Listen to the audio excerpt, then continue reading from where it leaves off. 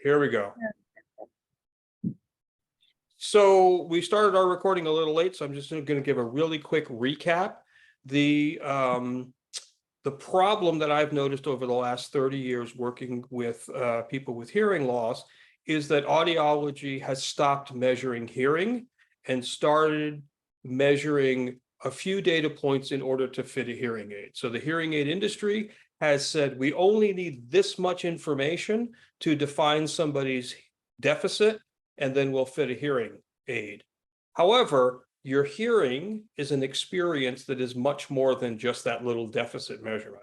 So we're going to talk today about how the typical hearing test only scratches the surface and some of the other things that we could do to do a better job. So this slide here shows on your left what I think most people see when they get their hearing test from their hearing care professional.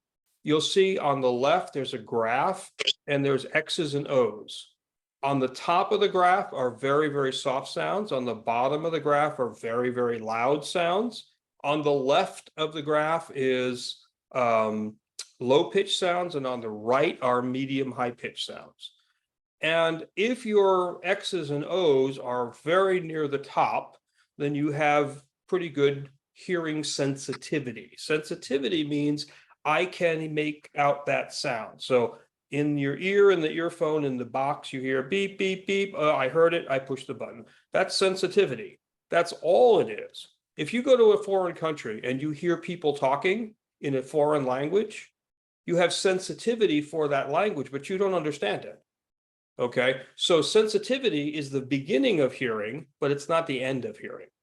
So in this particular case, we have a person whose left and right ear, the X and the O are left and right, right for O for right, X for left. And they're pretty much the same between the two ears. And we measure according to what we call octaves. So on the top, you see it says frequency in hertz. And it's 125, 250, 500, 1000, 2000, 4000, and 8000. Those are the full octaves.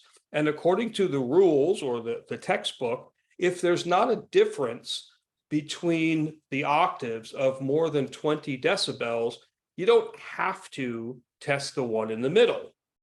Now, the normal ear, the unimpaired ear, has approximately 30,000 hair cells. And a couple of hundred different pitch ranges that it can understand. Now, if I have a couple of hundred potential pitches and my hearing aid has 24 channels, why on earth wouldn't I test every single possible pitch? Because I'm lazy and because I don't have to. And if I play the averages, most people don't actually need it. So on the left, we have what looks like a very gently sloping, normal to moderate to severe hearing loss. If we look just to the right of that, there's a little graph that's a table that says speech audiometry. And the first numbers there, 45, are what are called SRT. That is, I can hear you talking, but I don't really understand. These are when you hear the audiologist say baseball, hot dog, armchair, and everybody has memorized these. That just tells me that's as loud as speech needs to be for me to know that you're talking. And average, again, playing the averages, if I increase that level by 40, most people will understand the best they're going to understand. And in this case, 76% in the right ear and 72% in the left ear. Now, here's the problem. Do I know that that's the best you can hear? No, because I only tested one level. So if we look at the, let's look at the rest of this and then we'll jump over to the right. If we go below those graphs, we're going to see two other things. One that says otoacoustic emissions. This is a way that we can evaluate the actual physical function of your inner ear. Now, if you have a more severe hearing loss, this won't be available to us. But if you have even parts of your hearing that have mild loss, this can help us. This is one of the technologies we actually use to test infants. So it's completely automatic. They put a little probe in your ear, you hear some weird sounds, and the sound that your ear makes in response to those sounds is the otoacoustic emission, and that allows us to know a little bit more about how parts of your inner ear work. So on the left-hand side, we didn't bother to do it. We did measure the eardrum. That's these little tympanometry marks, the little blue and red tent. That just says there's no fluid behind the eardrum. Everything seems to be okay. And we didn't bother to test anything else. So at the bottom, we say this person has a mild to moderate to severe sensory neural hearing loss. We know that because if we go back up to the top where the X's and O's are, there's also little carrots, like little arrowheads pointing. That's when they put the little box behind your ear, and it's bone conduction. If the bone conduction and the air conduction are almost the same, then we know that all the hearing loss is in your inner ear, and we call that sensory neural. Yes, Gabrielle? Does DNT mean did not test? That is correct. You're perfect. Okay. Yeah, there's a little chart up there that says the abbreviation. So anywhere they write DNT, it just means, I didn't feel like it. And then you see, right immediately, they go, we have a hearing loss. My clinical recommendation is just get hearing aids, and that'll fix everything. So that's unfortunately the very typical way that most people get their hearing evaluated. And it's not really an evaluation. It's really a very cursory screening. But that's all the hearing aid companies want, and that's all they do. All right, so now let's look at the left side. Now the left, or the right side, I mean. Now the right side, you will see there's a lot more X's and O's, and you'll see that the shape of the graph is actually different. And there's a lot more numbers in the speech audiometry section, and there's more numbers everywhere. And there are a few did not tests, but there's also some more data. So let's work our way through this. First of all, we test all the available pitches, particularly the high frequency, the higher pitches on the right-hand side, because that's where most people actually have more hearing loss. And in this particular case, we see this weird shape between 2000 and 4,000. You see it dips down further at 3,000. And then it comes back up to where we thought the graph was, but then it dips down yet again at 6,000. So that little sawtooth pattern is actually very consistent with hyperlipidemia or high cholesterol. So if I test your hearing and I see that, I say, do you take cholesterol medicine? And if you say no, I say, go to the doctor and get your cholesterol checked.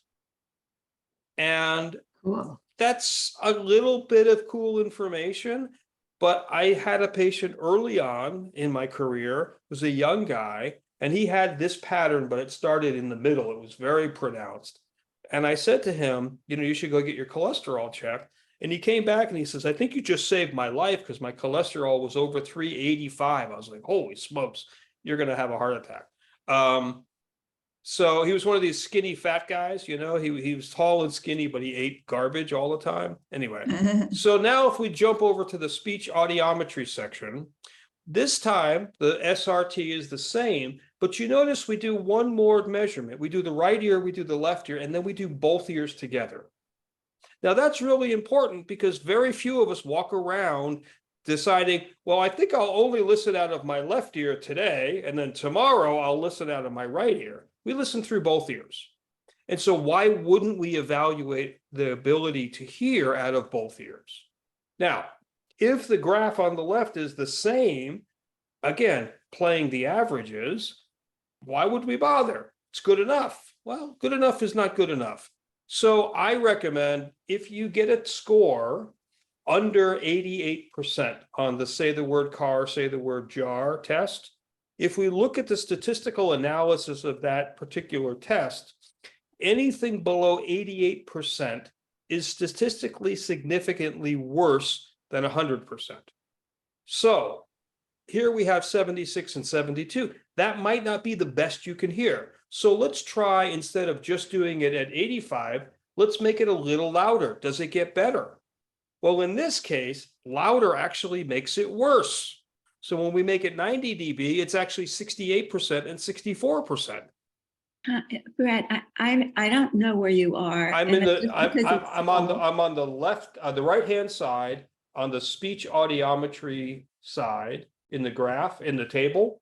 So we've tested the person's ability to hear words first at 85 dB, which is 40 dB above the threshold. And they got the same scores as on the other side, 72 and 76. Now, logically, if you make it louder, you should hear better.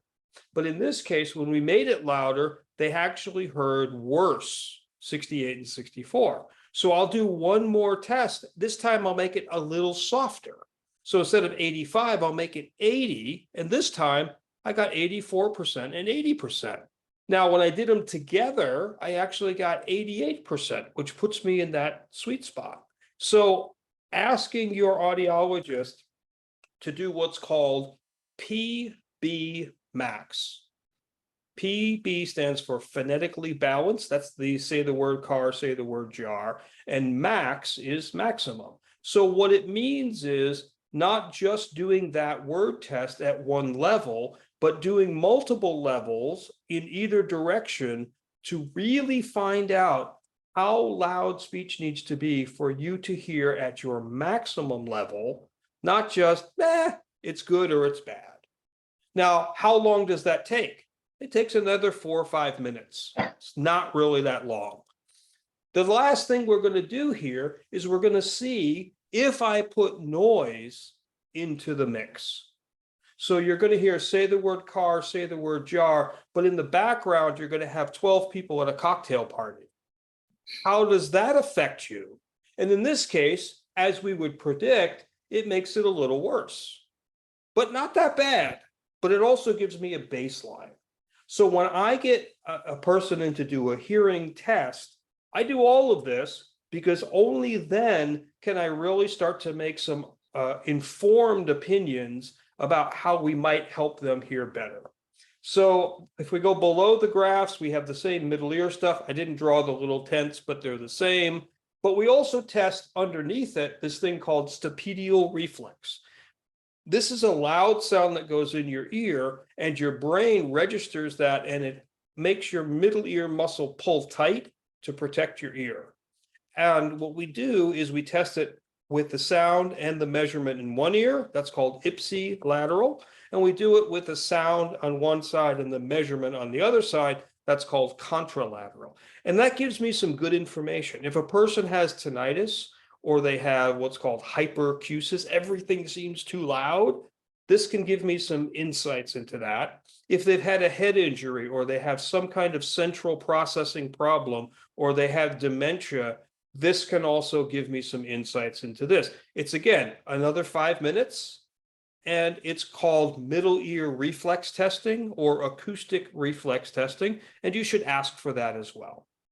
So then let's go down one more group. There's this thing that says needs assessment, patient self-report. And the one that I do at the very beginning is something called the AFAB.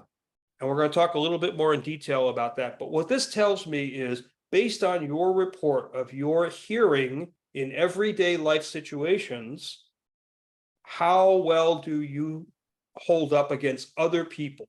So in this case, the global score of 47.5 means that the person with this hearing has more difficulty in all settings averaged out than 47.5% of hearing aid users. So that's pretty bad. Yes, Mark. Where's the 47.5? If you go down to the needs assessment, and it says Yes. on the left, it says APHAB, Okay. then Yeah. it says GBL, that one right there. And then Yeah. you'll see ECRV, BN, and AV. These are, and we're going to talk more about that with better graphs in just a second. But this is a way that I can look at documenting which kinds of listening is hardest for you.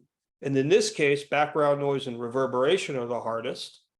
And how well your ability is in that condition compared to other people like you, other hearing aid users, other people your age who don't use hearing aids. And we use this as a baseline so that after we do whatever intervention we do, now we can compare.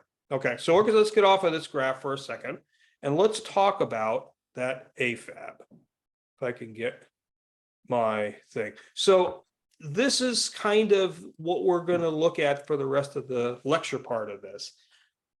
Instead of just saying, push the button, say the words, let's look at a bigger picture. So we talked about that AFAB just a little bit, and I'll show you more in a second.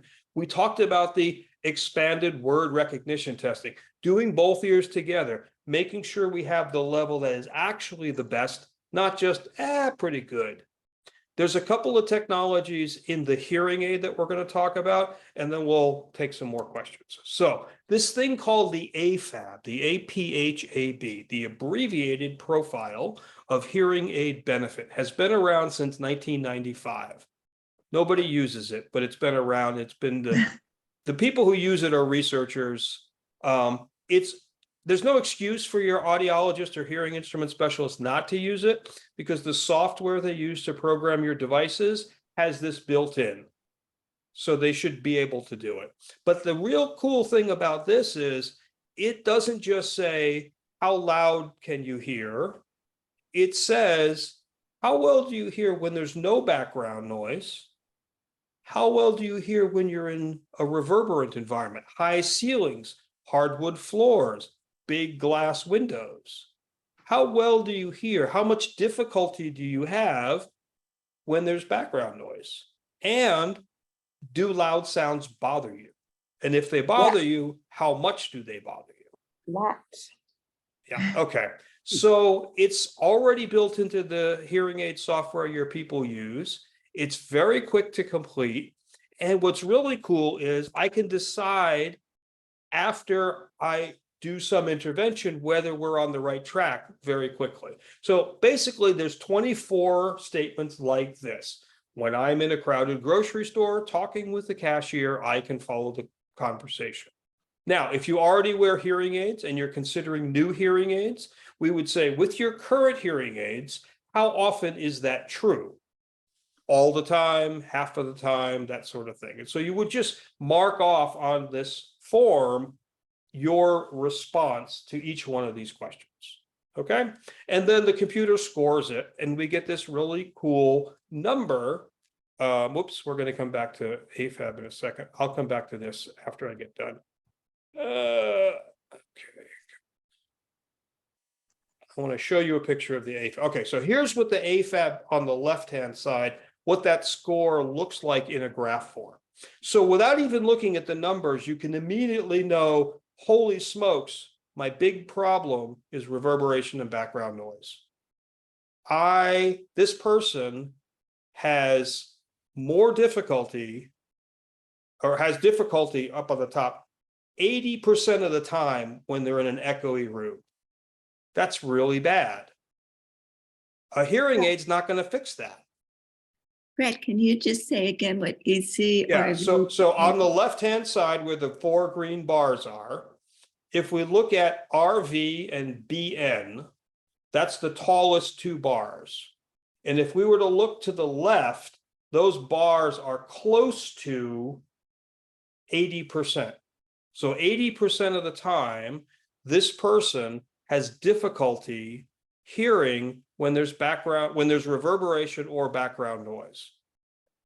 So when I look at that, immediately I think hearing assistive technology, remote microphones, telecoils. There's no way on earth that just a pair of hearing aids or just a cochlear implant will help this person. Impossible. So I do this AFAB before I do the hearing test at all, because this gives me an immediate picture of how bad things are. Now, the percentiles down at the bottom, the software will also compare you to other people. In this case, this person has more difficulty than 85% of hearing aid users. For quiet situations, which is the easy stuff, they have more difficulty than 95% of hearing aid users when it's background noise or reverberation, and they have more difficulty with loud sounds bothering them than half of hearing aid users. That's really critical information before I start selecting hearing aids, right? So let's go back a little bit, and we're going to talk about the some of the other things that we can do to measure, and then we'll get into a couple of examples. So we talked in the graphs of the hearing test why it's important to measure more than just one thing. And here's a really good example. So this top red row says that when I gave this person 80 decibels of sound, they understood 44% in their right ear. And when I gave them 80 decibels of sound in their left ear, they understood 32%. So if I didn't do anything else, I would say to this person, you know, you shouldn't really expect much from hearing aids. However, and if they said, well, can I get away with just one hearing aid? I might go, yeah, what the hell? It doesn't matter. You're going to hear like terrible anyway. However, believe me, I hear this. I hear this all the time. Yes, Margaret. Brad, 80 decibels is a lot of decibels. Not if you have a hearing loss. No, but I'm thinking when you get up to so if you, I mean, to me, this looks, so this chart is with somebody with not wearing a hearing aid, right? Correct. Yep. And you're saying that the hearing aid would not help them. Well, that's sort of the, if I don't dig in, I don't know. Right. Problem that So we're talking a hearing about. aid, saying like it floats all boats, but you don't want to float all boats. You want to get the graph to Exactly. match. So that's a perfect point. The problem with word testing only through the audiometer, through the earphones, is that amplifier is nothing like a hearing aid amplifier. However, audiologists who don't think outside the textbook box, they start to get fooled by, oh, well, this is how I'm going to predict whether you're going to do well with a hearing aid. It's not. Now, when we put both ears together, you notice that they got 64%. So that answers the do I need one or two. Now, the ones on the bottom are actually with hearing aids on. Yeah. Okay. So Just now for the left. now you say it's actually binaural. Yeah, it's so I think it's binaural. Yeah. So it is binaural.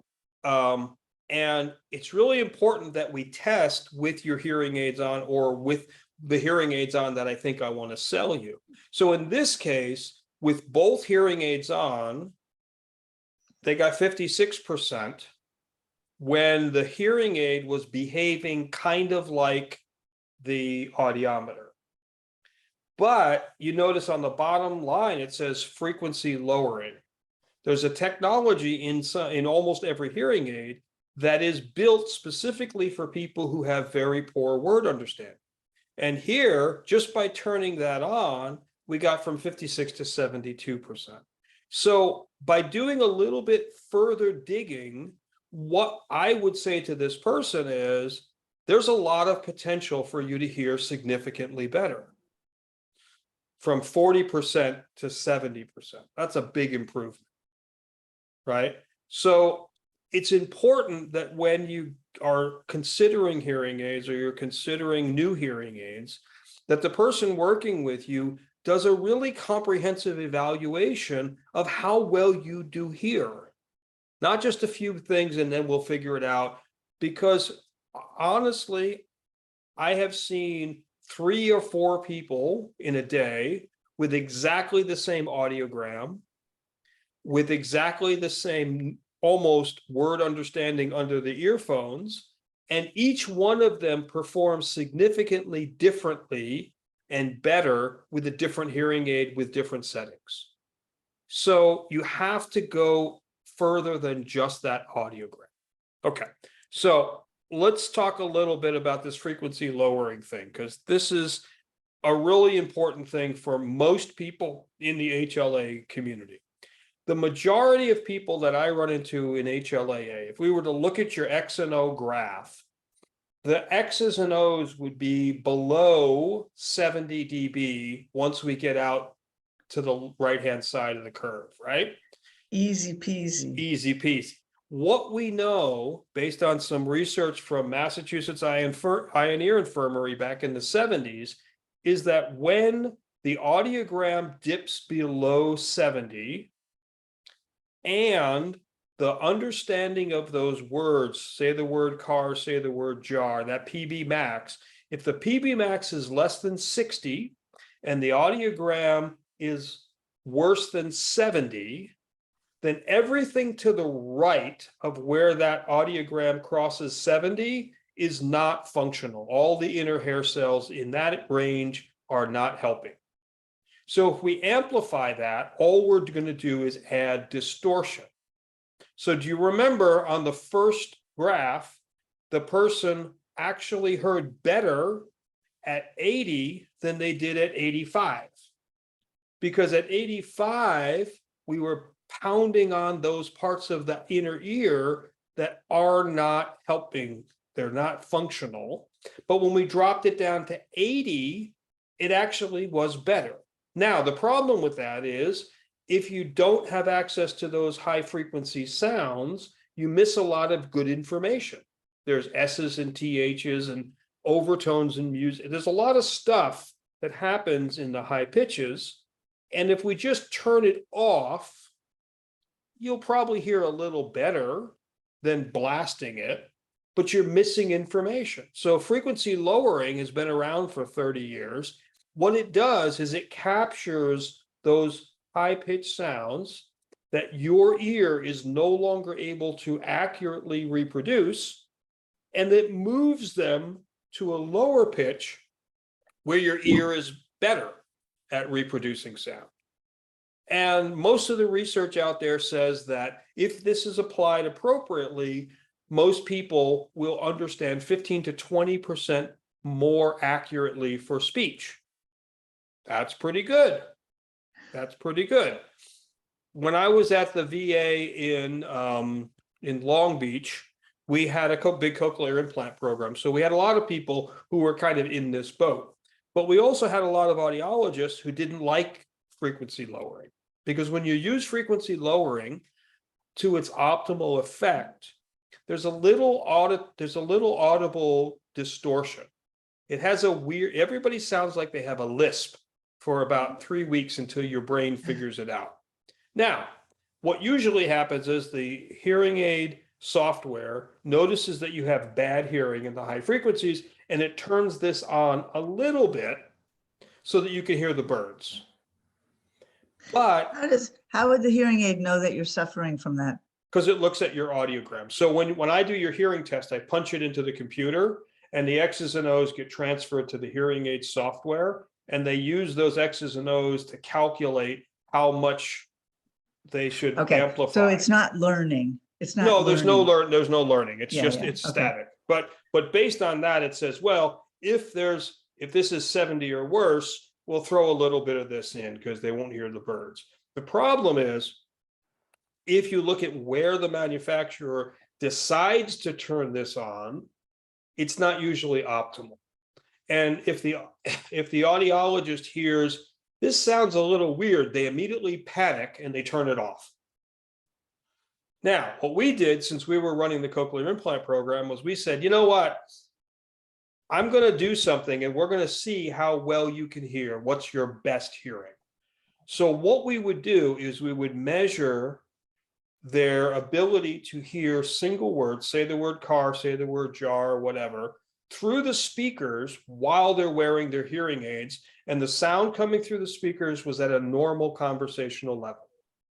And we did it first with the hearing aids set to the manufacturer's default setting for frequency lowering. And these were all patients who were on their way to a cochlear implant. So we were trying to make sure when's the time we pull the trigger, right? Well, we tested 50 veterans, and the range of the average improvement by what we did was we would give them a word list at the manufacturer's default, and then we would adjust where that frequency lowering started to move the stuff, the setting for the frequency lowering, back and forth, each time doing another list of words. And when we got to the word list that was the best percentage, that was where we left. And we told them, this is going to sound weird. It is going to sound lispy. However, when it's lispy like this, you understand this percent versus what you came in, which was this percent. So out of 50 veterans, the average improvement when we optimized this frequency lowering was 19% better understanding of words. Now, these are guys who are coming in and they're probably around 40 or 50 or 60% to start with. So if you're at 50% and you go to 69%, that is huge.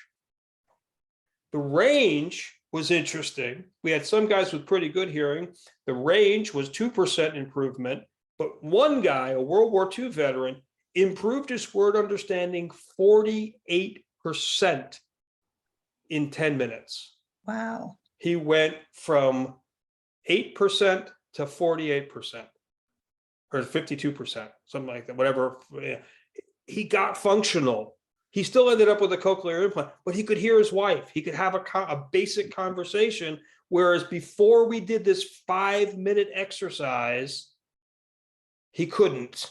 And the excuse I got from the previous audiologist was, I just don't believe in that stuff. I said, here's the data. I still don't believe in it. Here's the data. They don't know. Okay, so frequency lowering is available on every commercially available hearing aid. If you're in this boat, ask your audiologist not only if it's available, but to please test you with it on and off. And when it's on, if it's better, ask them to move it around and keep testing you until you get your best word understanding. It's not available in cochlear implants. It's not appropriate for cochlear implants, but it's available in hearing aids. Yes, Margaret. This is great, Brad. Thank you. When I do presentations or whatever, I talk to people, I say there's good audiologists and there's bad audiologists, and you're a great audiologist, so thank you. When I do have a good audiologist right now, I've moved from Massachusetts to Maine and I'm driving down to my audiologist. It's like a two-hour drive. And I see her every 6 months for whatever reason. She does these three, it sounds like you're saying 3 things.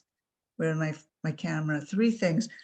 A PB Max test, an APHAB test, and activating a frequency lowering feature. Is that right? Pretty much. And the AFAB is not, I mean, I like it because it gives us a really clear picture of what's going on. And we'll see a little bit more in a second.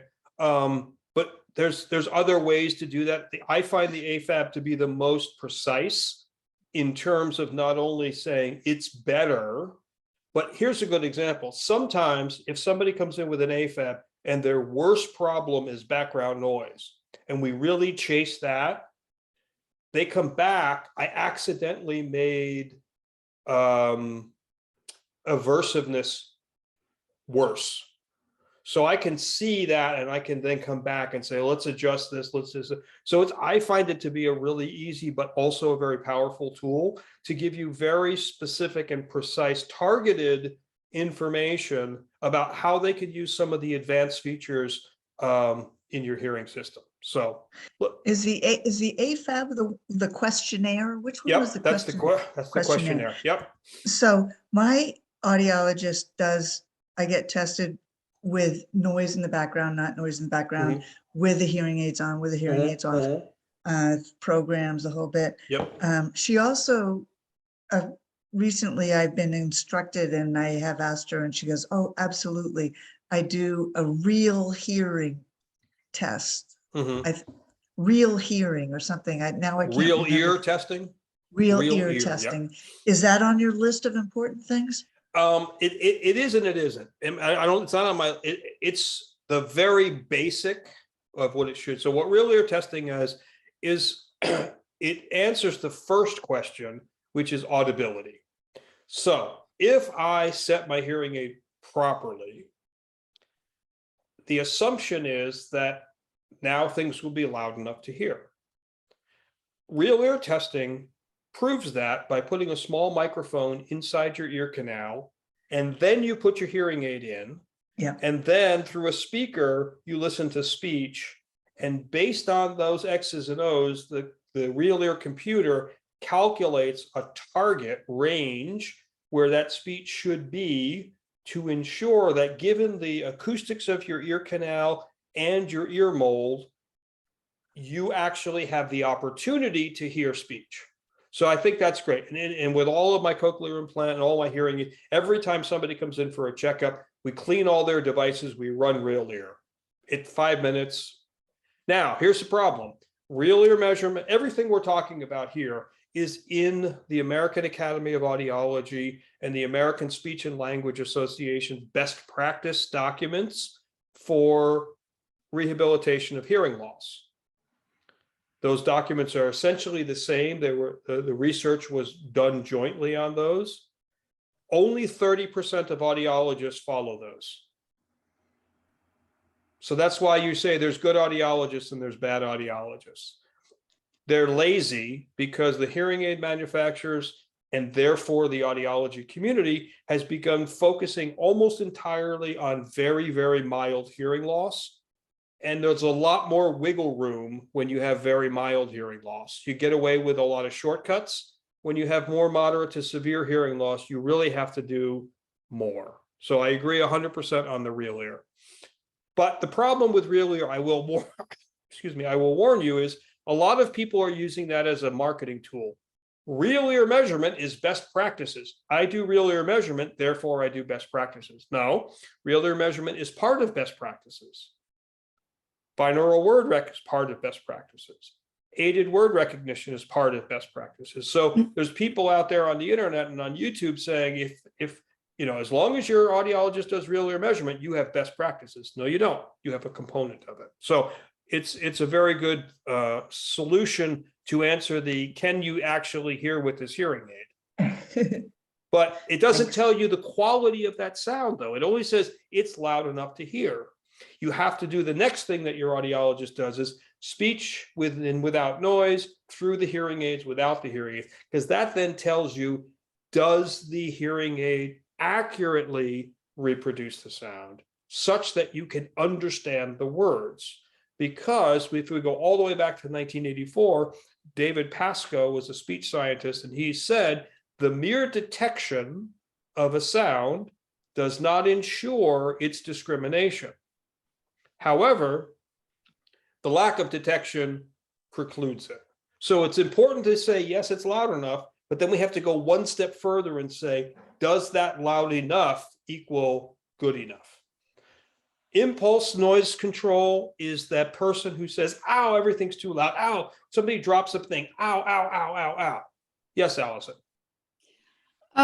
Brad, I'm asking, obviously, as a hearing, a better hearing person.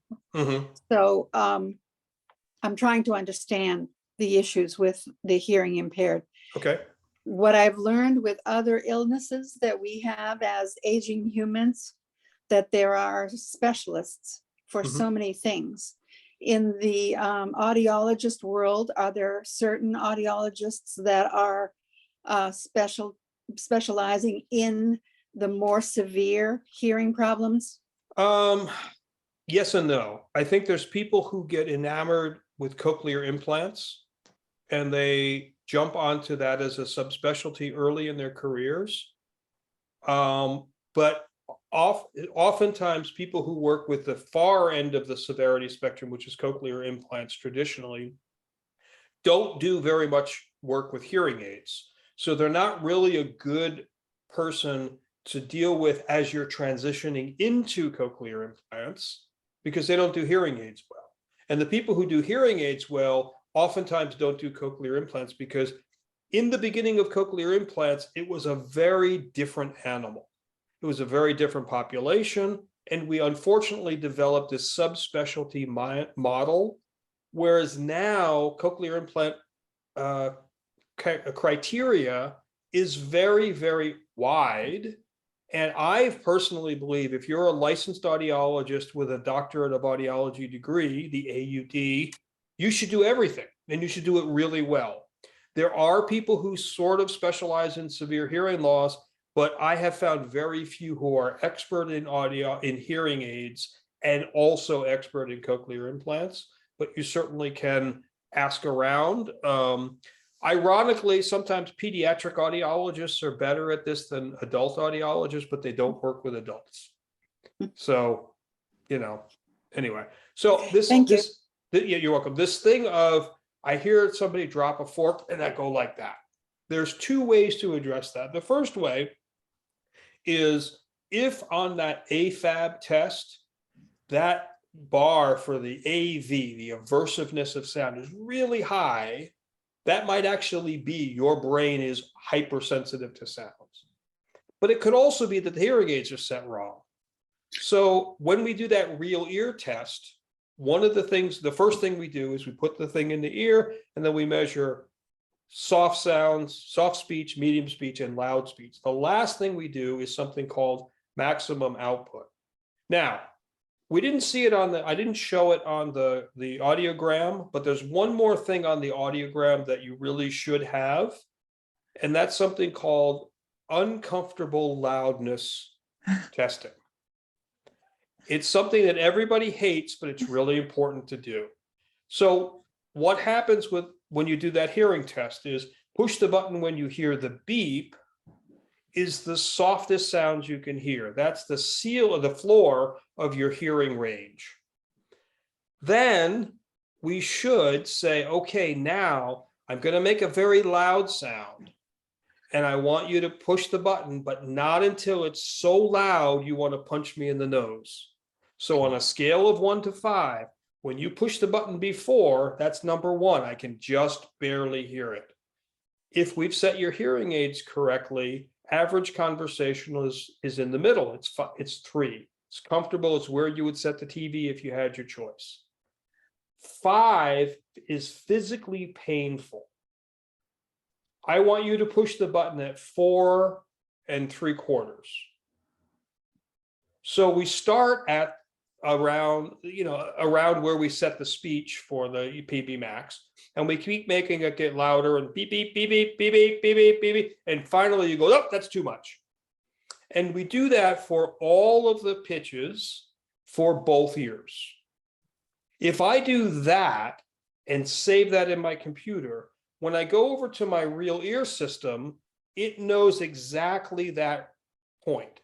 So that then when I do my last real ear test, which is a loud beep, beep, beep, beep, beep, beep, beep, beep, beep, beep, all the way across if the graph measured in your ear goes above your UCL line, then I know I have to turn the maximum output of the hearing aid down at that pitch. And so I can shape not only the floor of your hearing response, but also the ceiling. If I do that, then there's no way that the hearing aid can ever produce a sound that will be more than 4 3/4 for you. Yes. Brad, my impression was that the good audiologist would set any hearing aid with the word that I'm thinking of is compression, so that if the amplification goes up, well, no, it doesn't. It'll become a bell curve or something so that it won't amplify where you overhear things too loudly. Sure. So that when I buy my hearing aids from a good audiologist, that it will maybe filter sound so it doesn't get into dangerous high decibel territory. I think you're giving the audiologist too much credit. You can't buy a hearing aid today that does not use compression. Every hearing aid, you have to go in and actually turn it off. So every hearing aid uses compression. Okay. Now, what happens is, since most people don't actually measure the uncomfortable levels, the manufacturer's software estimates it based on your hearing thresholds. And like the frequency lowering, it estimates it way down so that you never, while you're trying to buy your hearing aid in that first month when you can return it, you'll never hear a loud sound. The problem with Okay. that is it limits your world artificially. So if you're listening to speech, no problem. If you want to listen to music, you often get distortion because the hearing aid is over compressing the loud sounds. So Right. if we measure the actual levels, the uncomfortable levels, now we know what your real range is. Then we can safely set the ceiling and verify it with the real ear measurements so that you have access to all of the available sound, not just what the hearing aid company feels like giving you. Okay. So, a quick question and then I'll stop talking. My question with my good audiologist and my good hearing aids and an ambulance goes by, do I put on my mute? I'm thinking it sounds so loud, but the compression is protecting my ears to a certain decibel level. Is it uncomfortably loud for you? Do you have a perception of pain? Yeah, Okay. it's not, it's annoying and I can't wait for the ambulance to go away. Okay, so there's a difference between annoying and painful. If your audiologist did the uncomfortable loudness measurements and I don't think so. so I would ask them to do that. Yeah, And then that way, because oftentimes it's not the entire range that's too loud at those high inputs, it's maybe one or two pitches. So if she does an uncomfortable loudness for each frequency for each ear, and then redoes the real ear measurement, then it will guarantee that you'll never hit that point. okay, that sounds great. Thank you. And in the meantime, when an ambulance goes by, we have no ambulances in Kennebunkport. Like there might be one every 3 or 4 months. Yep. But should I hit my mute button? Does that You- matter? You could. It's going to be gone in such a short time. There's no risk to your hearing. You're not going to lose more hearing because of it. But if it's uncomfortable, then yeah, you can just hit your Yeah, it's much more comfortable on mute, my favorite setting. That tells me that your hearing aids need some tweaking because you shouldn't prefer them off. Okay, so let's look at an example of why some of this stuff is really important. So this was a veteran that I saw back in probably 2017. And you can see he's got that HLAA kind of hearing loss, his X's and O's, and he's worn hearing aids for a long time, but he's not benefiting from them anymore. Now, if we look at his word understanding, it's pretty poor. It's pretty poor. 16%, 24%. So this would be like not a great audiogram, but this is what we got. So this was the beginning of, it's not great, it's not bad.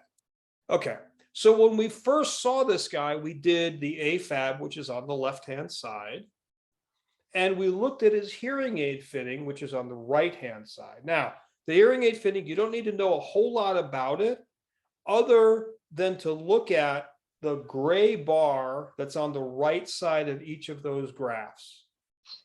The gray bar is frequency lowering, but it's just set for where the manufacturer wants it. So it starts doing its thing at 3000 hertz. But if we go back to his audiogram passes 70 at 1000 hertz.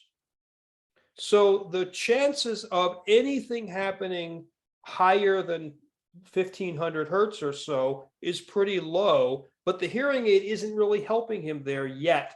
It's only doing it. I'm sorry, I have these weird lights that keep deciding to turn off on me. I don't know why. That's only doing that. They didn't have any programs for this guy. Just here's an automatic program. There was no telecoil. There was nothing. So when we look at his AFAB, you see he's really, really having a lot of problems. Okay.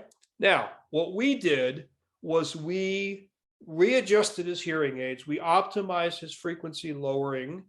We gave him a directional microphone program so that if he was in a situation where there was a little noise, he could use that program, but he really needed more help than that because his AFAB clearly showed that, and his hearing was pretty poor. So we put a telecoil program on and we gave him a Roger microphone and got that up and running. So the question is, did he get any better? Well, sure, look at this. So on the left, we now see the AFAB. The green bars are when he first came to see us. The blue bars are after our intervention. It's like golf. The lower the score, the better, the less difficulty. So his overall difficulty went from 73% of the time to 43% of the time. So we decreased his overall difficulty in hearing in all settings by 30%. We decreased his difficulty in quiet environments by 33%. We decreased his difficulty in reverberant settings by 18%. And we decreased his difficulty in background noise by 37%. And this is with a Roger pen. This is with a whole combination of a better hearing aid fitting, the Roger, and the hearing aid being more appropriate for his hearing condition, not just his audiogram. And we improved his word understanding with his hearing aids on by 20%, almost. So at the time, the VA's criteria for cochlear implants was 50%. So when he first came in, he would have been almost a cochlear implant candidate. Now he's not. But now we know, excuse me, now we know this is actually as good as it gets. And so we were able to then take this group of tests and test him with the same protocol every 6 months because he was getting older. And if we knew he was probably going to need a cochlear implant at some point, and we didn't want to wait too long, but we also didn't want to rush it. So we did this protocol every 6 months. And as soon as we started to see those scores drop, we made a case to implant him, even though he was outside of the criteria, because he wasn't going to get better and he was getting older. So he ended up getting his implant while he was technically not in criteria, but he did very, very well. I had another patient who, when I first saw him, I was convinced he needed a cochlear implant. And he wasn't going to have it. He was very vain. He didn't want to have the processor. He's like, I don't want it. I don't want it. But his hearing aid fitting was terrible because it was based on terrible hearing testing. So I said, I'll make you a deal. We're going to get you new hearing aids. We're going to do this whole thing. And we're going to test you every 6 months, because he was about 65 years old. And I knew if he needed a cochlear implant, I wanted him to get implanted before the age of 70. So we did this same protocol.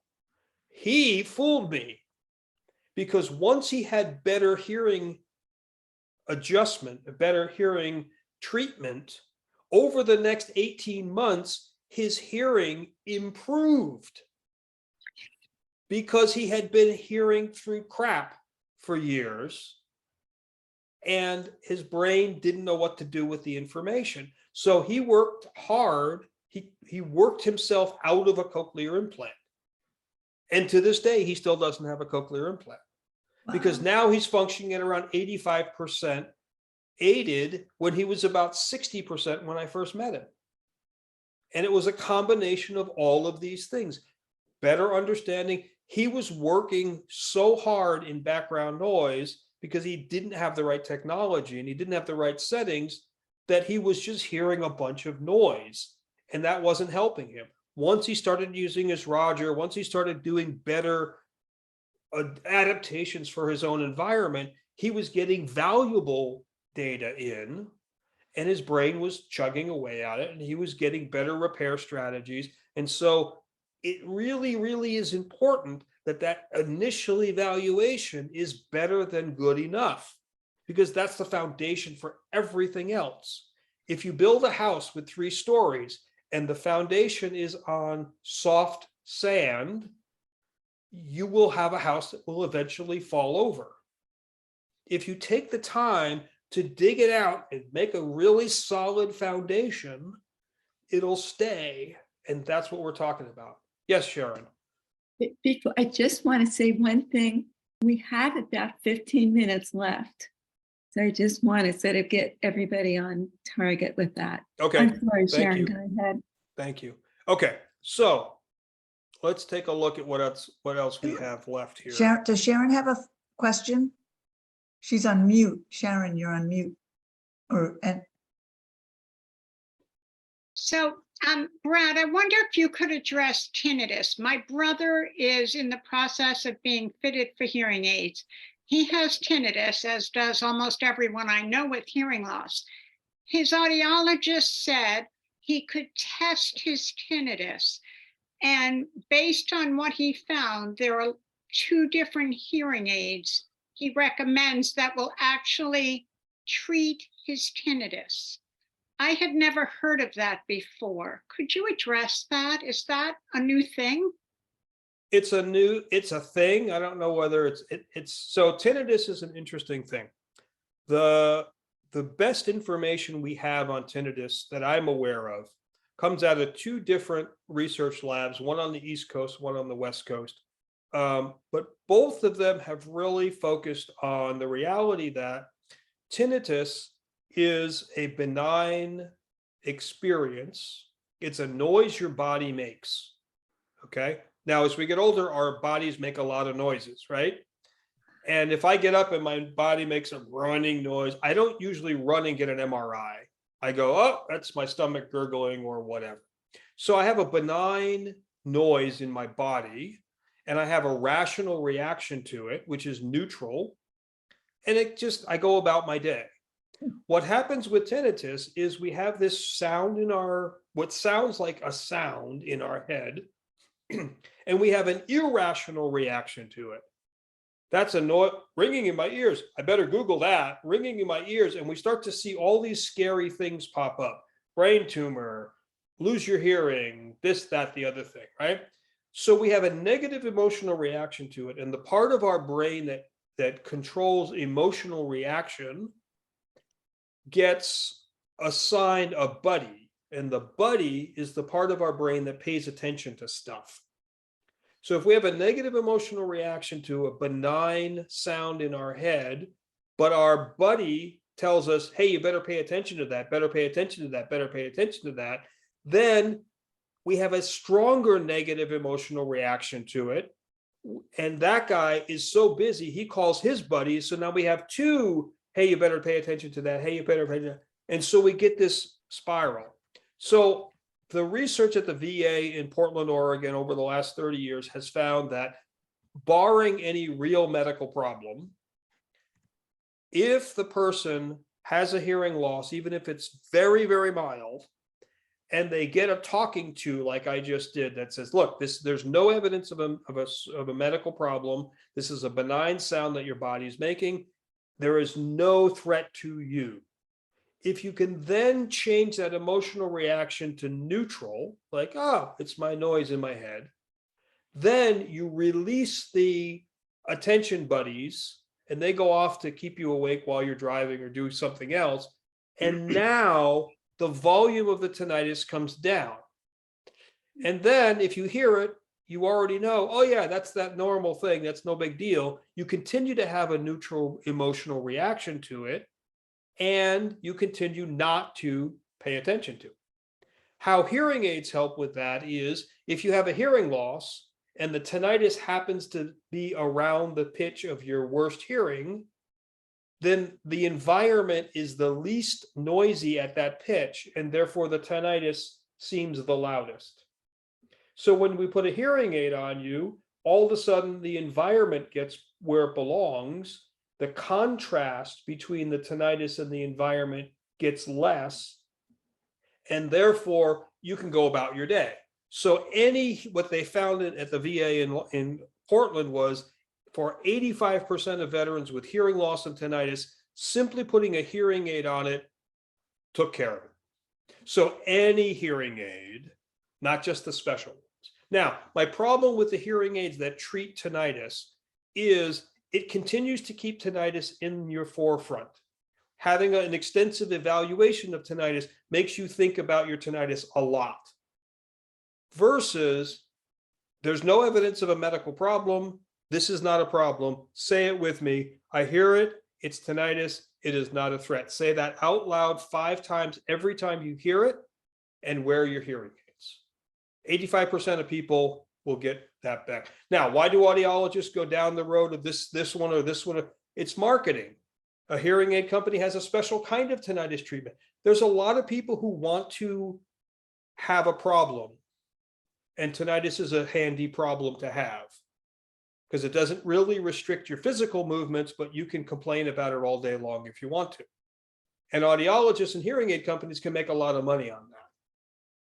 My version of tinnitus therapy, I interviewed with a company that does online tinnitus therapy, and I said, guys, you don't want to hire me. And they said, why? I said, because every one of my tinnitus patients gets fixed in 5 minutes, and you can't bill every month for 5 minutes, right? So the reality is that tinnitus is very common. It is very rarely indicative of a big problem. If you have a comprehensive hearing test and an evaluation by an ENT, and if there's any question, get an MRI, now you know for sure it's not going to kill you. And therefore, it's like your brother-in-law who came to visit during COVID. He sleeps on the couch. He leaves his socks on the floor. You walk by the socks. You can either go, the socks, and pick up the socks, or you can just kick the socks under the couch. You have 100% control over the nature of the emotional reaction to tinnitus, and that is the volume control. You have to give up the perception that if I just do this, this, or this, it'll go away. You have to accept that it won't go away. You have to stop looking for a cure. And once you get out of your body's way, your body wants to adapt to it. It wants to acclimate to it. If you stand in the way of your body, you will beat your body. Let your body get accustomed to it. Let your body habituate to it. And the best way to do that is well-fit hearing aids, doing all the stuff we talked about, and have the talk with yourself. And every time you hear it, you simply say, that's tinnitus. It's not a threat. I don't allow it to control me. It's a background body noise. It's literally a brain fart is what it is. And not many of us go to the doctor every time we pass wind. So there you go. Let me stop my share here. And we should all have a brain fart once in a while. Brad, quick question. All the testing that you talked about for hearing aids, how much does that apply to cochlear implants? So the parts that apply to cochlear implant are all the testing, but not the frequency lowering stuff. So you will still do, and you should, I mean, typically my cochlear implant process looks like this. You come in for your evaluation. During your evaluation, we do all that hearing aid optimization stuff that we talked about. Frequency lowering, PB max, all real ear, all of that. Then using that optimized hearing aid condition, I give you the AZ Bio test where we do the sentences in quiet and with background noise for each ear and both ears together. If you are a candidate for a cochlear implant, you decide to get a cochlear implant. When you have your surgery, you come in for your activation. At the activation, we do the initial mapping and we do a test of how well you hear the sounds through the speakers, the beeps. And that's it for the first day. When you come back a month later, we start doing word testing with the understanding that you will have very poor word understanding through the speakers the first month. At the third month, we start a very similar process. You come in, I clean your devices. If you still have a hearing aid, we run real ear on the hearing aid. We check the impedance on the implant.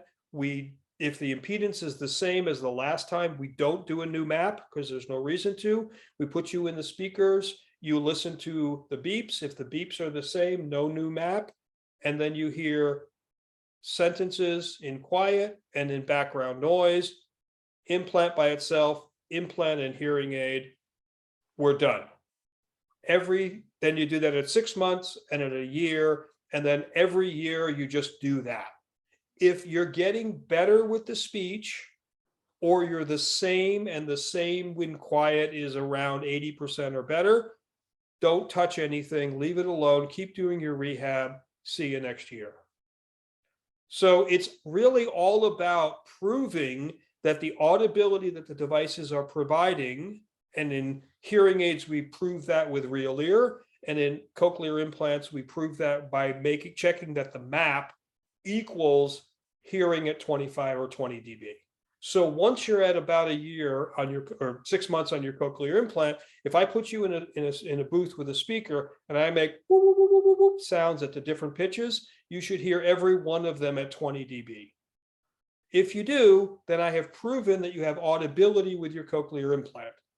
Next, I have to prove that that audibility equals speech understanding. So we pull out the, if I had a gold star, you'd be wearing it. The gecko represented the car insurance agency and all that stuff. Yep. 2 15-second questions. I kid you not, any audiologist I have ever had doesn't clean my hearing aids. How do you clean your customers' hearing aids?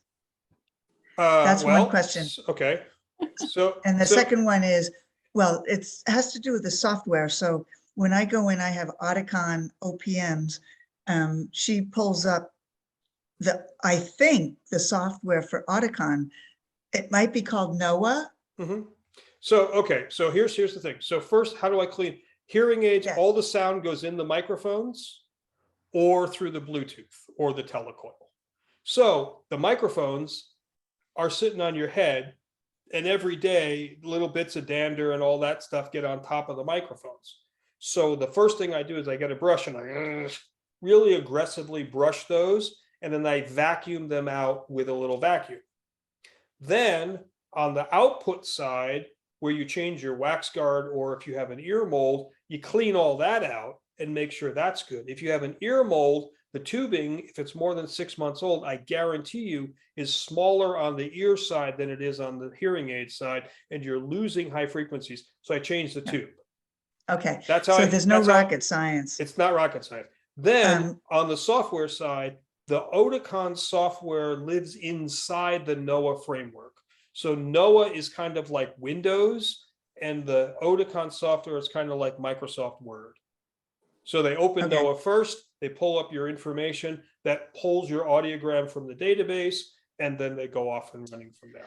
So will NOAA provide the PB Max, the frequency low? No, that's something different. And how about those nifty graphs on the left with the green bars? So does NOAA provide that? if your audiologist measured PB Max on an audiometer that saves data to NOAA, or if they manually entered that data into NOAA, then yes. So NOAA can do that. NOAA can do that. The problem is the hearing aid company doesn't care about word recognition. The hearing aid software, the Audicon software, only looks at the X's and O's and nothing else. It's up to the audiologist to use that information to then manipulate the parameters in the Audicon software, like frequency lowering, which they call speech rescue, to do things. The hearing aid software only looks at X's and O's, which is why so many people only test X's and O's. Okay, thanks. And then on the graph bars, she has to do the AFAB inside NOAA. But even then, the hearing aid doesn't care about that. Right, okay. So we're at 8:30. What should we do? Do people have more questions? Should we extend it? Should people just, do people still have any questions? I think there's a lot of material to digest. I'm fine to stick around if there's more questions. I have a question. I'm hoping that most of the this was recorded because we did absorb so much information, like I didn't, I have to review it. Mhm. And is Brad, your PowerPoint going to be available on the record? Yes. Thank you. Yep. So what I was gonna say, if you could send us the recording in the PowerPoint, Mhm. and if Yep. anybody has any questions, do you mind if we go ahead and ask you? That's I fine. think That's that fine. would be great. That's super. Okay, Catherine, you're up.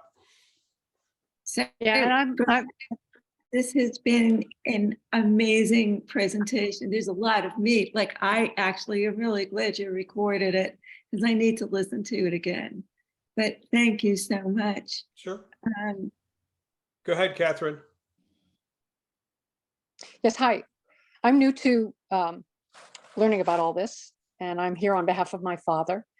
And I'm just wondering if you have a condition that will respond to a hearing aid versus an implant, are all high-end hearing aids created equal, or might you respond better Pretty to one much. brand versus another? So there's really sort of three philosophies of how to take those X's and O's and turn it into better hearing.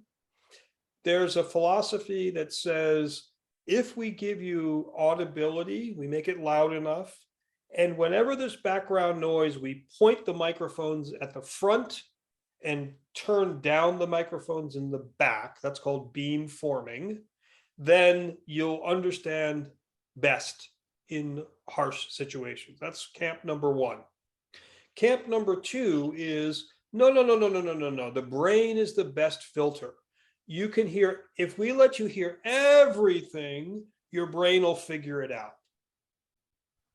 And then there's the camp number three, which is we'll do a little bit of both. So camp number one are traditional type hearing aids. This is going to be most of Starkey, Phonak,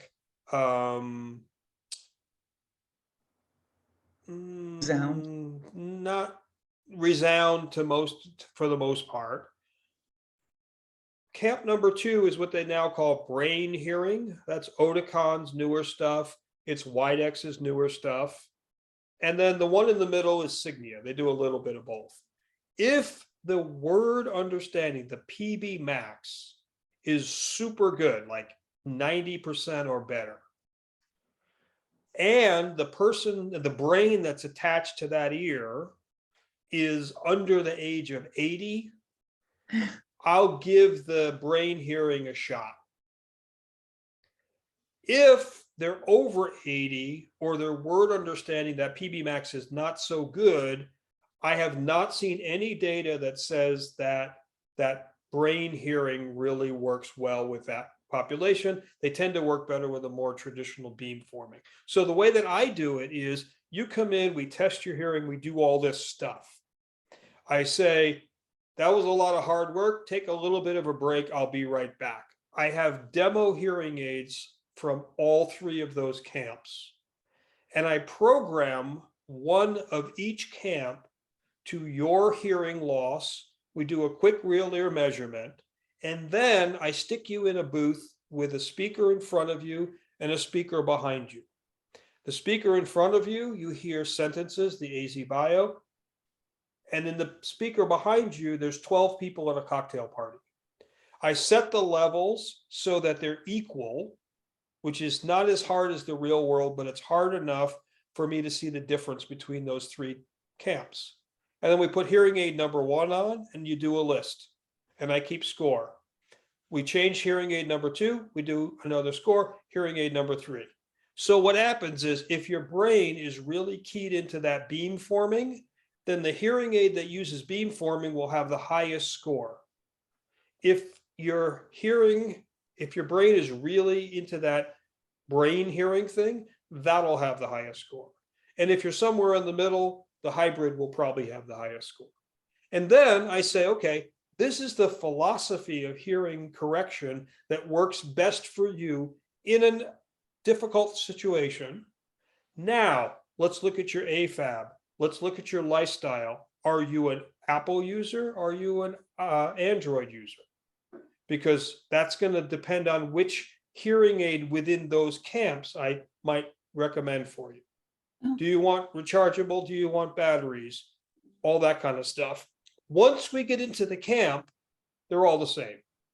And I'll be So- honest with you, the majority of people that I see, if that AFAB, particularly if the background noise is greater than 50%, they're going to need a remote microphone, something like a Roger anyway. So rather than buying the premium hearing aid and a Roger, they're going to hear just as well in quiet with the mid-range hearing aid as they are with the premium hearing aid in quiet. So why not spend less money on the hearing aid, spend more on your accessories like your TV streamer and your Roger pen or your remote microphone, and then your total package price is the same as the premium hearing aids, but you're getting the hearing aid, you're getting a remote microphone for background noise environments, you're getting a TV streamer so that the acoustics of your cabin in the woods doesn't affect you and all of that kind of stuff. And then when you come back for your follow-up, we do the AFAB again. And if we're not doing better all the way around, that's not the right hearing aid for you. Does that make sense? Sharon, So, Yes, so, it does. so the way to ask for that kind of evaluation is ask them for a Carhart hearing aid evaluation, CARHART. That's the way we used to do it in the old days before we sold hearing aids. We would do this evaluation. The one that was the best, we wrote a prescription, you took it down to the dispenser and they sold it to you. Before 1975, it was illegal for an audiologist to sell a hearing aid. Once we started selling hearing aids, we threw all the science away and we went right down the middle of the sales channel. And it's been terrible ever since. Brad, I have a Sharon. real quick question. Sure. What will it take to get you to move to Maine? Yes, right. I second that question. Well, here's the beauty. Here's the beauty. No, here's the beauty. All of the hearing aids that you're going to buy now can do remote programming. And most of the testing that we're talking about potentially could be done remotely. But you don't need me. There's a really, really good group of audiologists that formed a company a few years ago. It's called Tuned Audiology, and I'll put the website in there. Eventually, I'll get myself plugged into there, but this is a group of fairly young audiologists. They're really tech savvy. Some of them specialize in tinnitus, some of them specialize in music, some of them specialize in more severe hearing loss. And these are people that you can contact via the internet, and they can work through some of this stuff with you. They're not selling you anything other than their time. So you're going to pay for their time, but they don't have to be where you are. So I would check Tuned out. I grew up in New York, in Eastern New York. I'm not going back to the East Coast, sorry. I can't do the cold anymore. If I go to a cold place like, and I know it's only cold 9.5 months a year there, I know that. But if I go there, my body makes so many noises that I can't hear my own tinnitus. So I can't do it. hey Brad, the website, it's TUNEG audiology.com. No, it should be tunedcare.com. Let me double check real quick.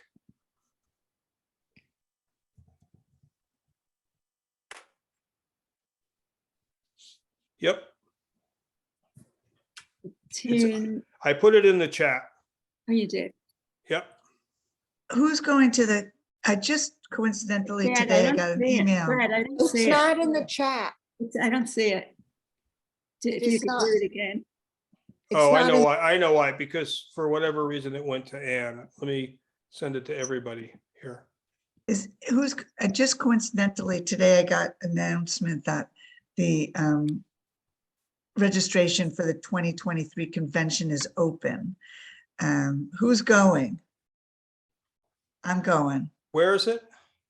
It's in New Orleans in late June. It kind of bumps up against July 4th. Maybe. I don't know yet. Maybe. Yeah. I went to a educational audiology conference in New Orleans in late June one time, and it was only 900% humidity. It was, Right. it was Yeah, gorgeous. yeah. Well, everything should be air conditioned. That's when you No, should that come was to the Maine. problem. It was down in the quarter and all the hotels were 200 years old. There was no air conditioning. I have a question, Brad, Gabrielle. So are you saying, I was gonna have a comment about like, why is it that we have to pay an audiologist who's not gonna do a decent job? Is the tune care thing that you're talking about, like a way to get around that, to like find a decent person Yeah. to do a full? Yeah, Okay. I mean, so unfortunately, the majority of people sell hearing aids in what's called a bundled model. And the bundled model says that you pay one big price, and that gives you the hearing aid, and all the services that you need are included. However, there's no accountability. There's no visibility of, there's no transparency of what that actually means. And so if you say, look, I really want to have a hearing aid, but I also want to have this kind of testing and this and this and this and this and this, if you can get your audiologist to agree to promise to do that and give you the results for what you're paying for that big hunk of hearing aid money, that's fine. I'm finding more and more people who have already bought a hearing aid from somebody. Here's the thing. If your audiologist was going to do this, they would do it. Right? And so if what I've said tonight is completely new information for you, going back to the same person who didn't do it right in the first place and asking them to do it, you're now going to be a guinea pig for them. So don't throw good money after bad. Even though they won't charge you for it, you may not actually get a good solution. It might be better to just have a consultation with the folks at Tune and get an idea. You know, it's, for me, COVID was an interesting opportunity for audiologists to put up or shut up. And a few of them are starting to put up and shut and not be such shysters. So I really feel like if your audiologist was a great audiologist, 90% of what I said tonight, you'd be like, yeah, I already know that. Actually, everything that you said, I didn't understand because I've never fucking heard it before and I'm pissed. So thank you very much, Brad. I have, I'm very glad to. How long have you been in the hearing loss game, Gabrielle? 15 years. Oh boy. All right. I unfortunately, I'm disappointed, but not surprised. And Pat, thank you so much for putting this out there and talking to me about it. And I'll be sure to bleep your F-bomb, just you know.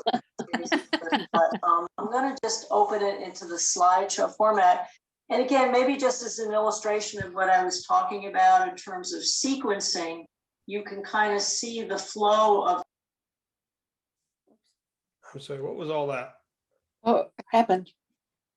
Somebody was talking or somebody? I think it was Carol and she had her mic on and didn't know it or something. Oh, okay. And was Turned her, she- watching a more interesting thing on YouTube, probably. I wasn't sure. You know what, Brett, I have a feeling we could go on and on forever, but I have actually never had a meeting that's gone on so much longer because people are like, they are like hungry for information. Well, so Great what we information. could do, and maybe this is something we can do as you guys get your chapter put up, is we could just do an open Q&A. That might be a I do that with a lot of possibility. chapters, you know, just like bring it on, whatever. So that actually could be a possibility for another meeting, for our next meeting. Okay, okay. I should be presenting in February in Kennebunkport. And it turns out that I'm going to become the audio video chick at my church.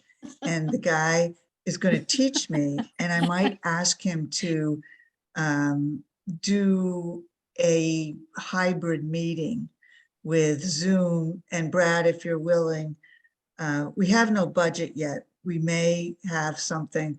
So out of the goodness of your heart, whatever, something may be up in February, if that's not too soon. Yeah, that's fine. Great.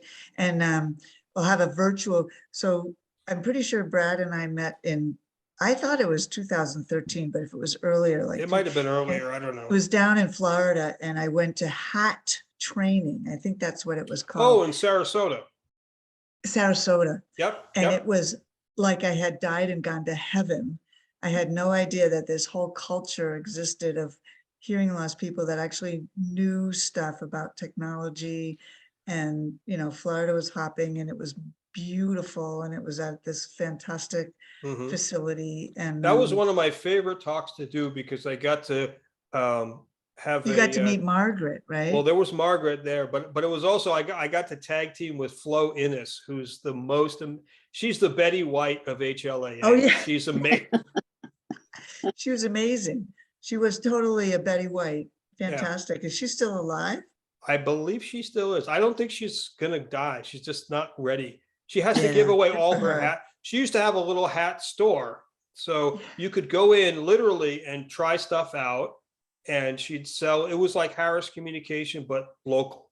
It was amazing. Local, yeah, it was amazing. was- So who was this this? is the thing, Her name Brad. was I think Flo Innes. with this group, we're going to have a flowering opening of Maine is such an aging population, except when did I get my first hearing aids? When I was 30 years old. Mhm. So it's not always associated with age. And there's isolation in the rural, and Zoom and Google Meet is going to make us shine and help each other a lot. So I'm very excited about this. To answer your question in the chat, Margaret, yes, you can buy a hearing aid vacuum. I think you can buy it from Oak Tree. You might be able to buy it from D-Glow, which is what Harris Communications has turned into. Oh, okay. They're like $50. They're a little, they're not bad. Yeah, Can and you we just just want use quick. a regular vacuum? No, the problem is if you use a regular vacuum, it'll go up into the tube. No, it has Well, to be, no, it has you to be hold it. really low power, and it has to have a little needle on the end of it. So it's like a hypodermic needle with no point on it, and then you Oh. just get right in there. So my transcript, oh, okay, I can find that on the transcript because I actually will have to write down the vendor of the vacuum, or if email me or something. I'll get your email from Okay. Pat. So listen, I think it's time to close this meeting. Time Thank for you all football. so much. I think it's no more talking, no more questions. This is it. I've been trying to close the meeting, but Brad, you have too much good information. It's your fault. I know, it's always my fault. That's It's the all way it your is. fault. So listen, thank you so much. You have been awesome. Please send me the transcript, and I'll send it out to everybody. Okay, And, Thank you very much. And honestly, Great if seeing Thank everyone. you. for our next meeting for a Q&A, I think that would be a great idea. sure. Seeing Happy new to do it. people. So Bye. right. we'll probably have a meeting in 2 months. So we're probably looking at meeting every other month. I'll send out more information on it, do the same thing. And people who are local to Ellsworth, come to the Ellsworth Library next Thursday between 2 and 3. And we'll talk about strategies for dealing with holiday seasons and big crowds and ambient noise and all that stuff. So, and it's also really nice to just meet people, to be with people. Zoom is fabulous. Zoom is amazing. Brad, where do you live? Where are you right now? Las Vegas. Las Vegas. Yeah, Wow. my weekend job is what would happen if Elvis was still alive but got sober? Sorry. Elvis is still alive. Elvis, you have a good time with Elvis and all that stuff. Okay, I'm gonna stop the Yeah. recording.